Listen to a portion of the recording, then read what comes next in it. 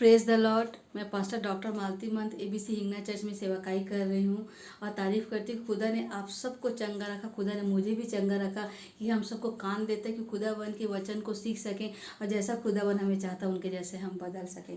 हम मत्ती के 13 चैप्टर में पहुँच गए हैं और जो अगला हम जो शीर्षक पढ़ेंगे वह दृष्टांतों का प्रयोग। मैं अपने बाइबल में पढ़ती हूँ, आप भी अपने बाइबल में पढ़िएगा। जैसे 34 में बोलते हैं कि ये सब बातें यीशु ने दृष्टांतों में लोगों से कही। मतलब यीशु मसीह ने जितनी ही बातों का वर्णन किया वो दृष्टांत में था। दृष्टांत मतलब ये था कि यदि हम नॉर्मल सुनेंगे तो उनको हम नहीं समझ सकते। जब तक हम पवित्र आत्मा से ना मांगे, जब तक हमें परमेश्वर ना सिखाए, उन बातों को हम नहीं समझ सकते। उन एक एक बातें को यीशु मसीह अपने चेलों को सिखाते थे और वही वर्णन हम खुदावन के चरणों में बैठते हैं तो वो वर्णन हम समझ पाते हैं। आगे बोलता है, और बिना दृष्टांत उनसे कुछ न कहता था। मतलब यीशु मसीह ने जितने भी बात बोली वो दृष्टांत में बोली और दृष्टांत के अलावा कुछ भी नहीं बोली, क्योंकि यीशु मसीह हर बार कहते थे कि मैं तुमसे सच सच कहता। मतलब यीशु मसीह तो सच ही कहते थे। कई बार ऐसा हुआ करता था कि हम देख के भी हमारी आंखें बंद हो जाती थी, सुन के भी हमारे आंखें नहीं सुन पाती थी और हमारा दिमाग इतना मोटा हो जाता था कि खुदावन ने जितना भी भलाई हमारे लाइफ में किया हम उस एक भी बात को नहीं समझ पाते थे कि मन ही इतना मोटा हो जाया करता था।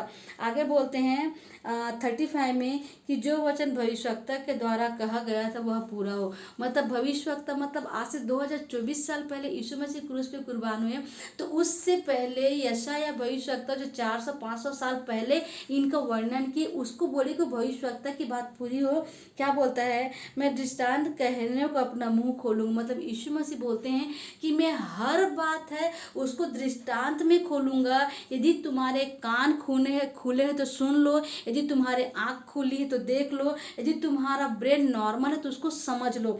आगे बोलते हैं, मैं उन बातों को जो जगत की उत्पत्ति से गुप्त रही है प्रकट करूंगा। जैसे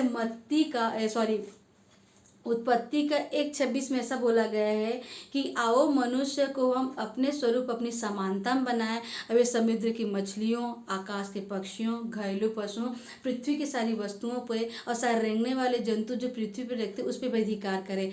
आओ का मतलब था कि वहाँ पे 3 लोग थे, परमेश्वर, पवित्र आत्मा, यीशु मसीह। मतलब यीशु मसीह ये बता रहे हैं कि उत्पत्ति से मैं हूँ। जब उसने आदम जो था वो पहला आदम हुआ करता था, आदम से पाप हुआ और जो सर्प ने, जो शैतान था, जो इब्लिस कहलाता था, हवा को भड़काया जो उसकी पत्नी थी, उसका जो पुत्र हुआ जो केन हुआ था वही पुत्र आज यीशु मसीह है। यीशु मसीह यही बता रहे हैं कि मैं उत्पत्ति से पहले भी था और मैं ही आदि, मैं ही अंत हूँ। मतलब यीशु मसीह हर जगह पे हैं और जो यीशु मसीह जो हमें बनाए, अपने स्वरूप अपनी समानता बनाए, आदम के स्वरूप में हम बने। आदम से गलती हुई, पहले आदम ने हमें शैतान के पास लेके गया, पर जो दूसरा आदम आया वो यीशु मसीह था।